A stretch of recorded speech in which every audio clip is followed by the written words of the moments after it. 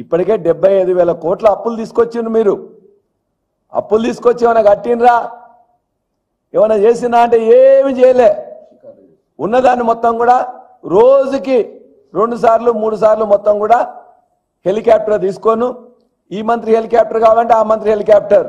ఆయన 2 సార్లు పోయినట్టు నేను 4 సార్లు పోయినా. హెలికాప్టర్ల కోసం కొట్లాట. ఆ హెలికాప్టర్లు కొన్నది తెచ్చింది కూడా కేసీఆర్ గారి ప్రభుత్వం అని చెప్పి గుర్తుపెట్టుకోమంటున్నాం. ఇవాళ ఏం చేస్తున్నారు? ఖచ్చితంగా మేము చెప్తున్నాం, ఐటీ రంగంలో 3 లక్షల ఉద్యోగాలు ఉంటే ఇలా 10 లక్షల ఉద్యోగాలు అయినాయి.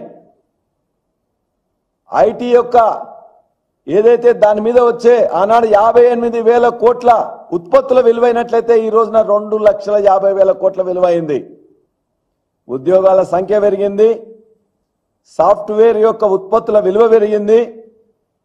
ఇవాళ ఎంఎస్ఎంఈలో కూడా మీరు చూసిండ్రు, నిన్ననే ముఖ్యమంత్రి మిగతా మంత్రులందరూ కూడా చెప్పిండ్రు 10 సంవత్సరాలుగా ఏదైతే మేము చేసిన పాలసీ బేస్ అని చెప్పి తప్పనిసరిగా ఒప్పుకోవాల్సి వచ్చింది. కరోనా సమయంలో కూడా ఎంఎస్ఎంఈలు మిగతా రాష్ట్రాల్లో మూసేస్తే అతి తక్కువ మూతపడ్డది ఇలా తెలంగాణలే, అత్యంత ఎక్కువగా ఇతర రాష్ట్రాల్లో అయింది తప్ప ఇక్కడ కాదు. అంటే అన్ని రంగాల్లో అభివృద్ధి అనేది బ్రహ్మాండంగా జరిగింది. కాబట్టి దేశంలో దేశ ఆర్థిక రంగంలో ప్రధాన పీఠికలో ప్రధాన భూమిక ఎలా తెలంగాణ రాష్ట్రం పోషిస్తుందంటే కేసీఆర్ గారి బీఆర్ఎస్ ప్రభుత్వ విధానాలు, నిర్ణయాలు, ఆలోచనలు అమలు చేయడం వలన ఆయన తప్ప మరొకటి కాదని చెప్పి మేము తెలియదలుచుకున్నాం. మీకు తెలిసి ఇలా వ్యవసాయ రంగంలో కూడా ఎంత విస్తీర్ణం జరిగింది.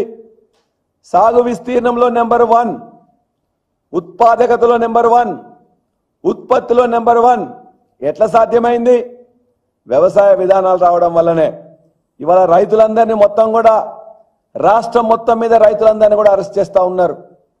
అన్ని పార్టీల నాయకులను, ఇలా కమ్యూనిస్టు పార్టీ నాయకులను, బీజేపీ నాయకులను, బీఆర్ఎస్ నాయకులను అందరినీ కూడా అరెస్ట్ చేస్తూ ఉన్నారు, హౌస్ అరెస్ట్ చేస్తూ ఉన్నారు. రైతులందరూ ఎవరికి వాళ్ళే రుణమాఫీ కానీ రైతులను ఒక గ్రూపు పెట్టుకొని 100-200 రూపాయలు వాళ్ళు కూడేసుకొని వాళ్ళే వచ్చిన టెక్నాలజీని ఉపయోగించుకొని వాళ్ళందరూ వస్తుంటే వాళ్ళందరిలో పోలీసు వాళ్ళందరూ కూడా అరెస్ట్ చేయడం, చాలా చోట్ల లాఠీచార్జ్ చేయడం, ఇబ్బందులు పెట్టడం జరుగుతున్నది. రైతులు తెలివితక్కువలని చెప్పేసి మీరు భావించకండి. రైతులు కూడా టెక్నాలజీ ఉపయోగించడం వచ్చు. రైతు బిడ్డలు ఉన్నారు వాళ్ళని నేర్పడానికి. ఇవాళ మొత్తం కూడా వాళ్ళందరినీ బెదిరిస్తే, అదిరిస్తే, అరెస్ట్ చేస్తే, జైలుకు పంపిస్తే వెనకడిగేసేటోళ్ళు కాదు. మోడీనే 750 మంది రైతుల్ని చంపిన తర్వాత కూడా ఈ దేశ రైతులకు మొత్తం కూడా క్షమాపణ చెప్పిండు మోడీ.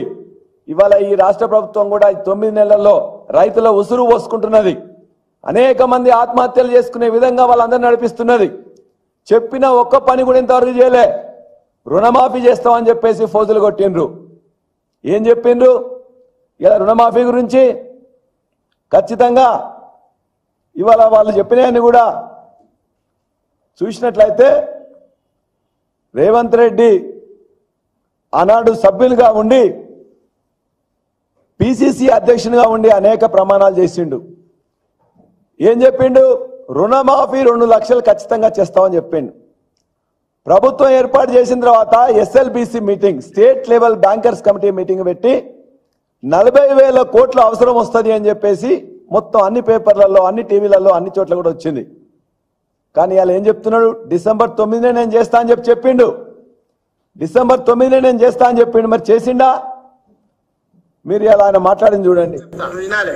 ఇవాళ రుణమాఫీ చేసిన వాళ్ళందరినీ నేను విజ్ఞప్తి చేస్తున్నా, ఎంబడే బ్యాంకు పోయి 2 లక్షలు తెచ్చుకోండి. జనవరిలో డిసెంబర్ 9 నాడు నేను రాగానే మాఫీ చేస్తాను. ఇవాళ చంద్రశేఖర్ రావు ఏమనుకుంటున్నా అంటే రుణమాఫీ చేసిన ఓట్లు నాకు పడతాయి. నేనేం చెప్తున్నా అంటే రుణమాఫీ అయిన వాళ్ళందరూ ఎంబడే పోయి మళ్ళీ 2 లక్షల రుణం తెచ్చుకోరి. డిసెంబర్ 9 నాడు నేను అవి మాఫీ చేస్తాను. కాబట్టి రైతులందరికీ నేను విజ్ఞప్తి చేస్తున్నా, ఎంబడే పోయి బ్యాంకు పోయి లోన్లు తెచ్చుకోరి. వచ్చిన ఎంబడే. అంతేకాదు వీళ్ళందరూ కూడా ఇంకా కన్ఫ్యూజ్ చేస్తా ఉన్నారు. ఒక్కొక్క మాట ఒక్కొక్కరు మాట్లాడుతున్నారు. 40,000 కోట్ల రూపాయలు రుణమాఫీ కావాలని చెప్పేసి ఎస్ఎల్బిసి డిసైడ్ చేసింది. కానీ ఒక్కొక్క మంత్రి ఒక్కొక్క విధంగా మాట్లాడుతున్నాడు. ఆ 40,000 కోట్లని క్యాబినెట్ తీర్మానం వచ్చేసరికి అది ఎంత వచ్చింది? 31,000 కోట్లు వచ్చింది.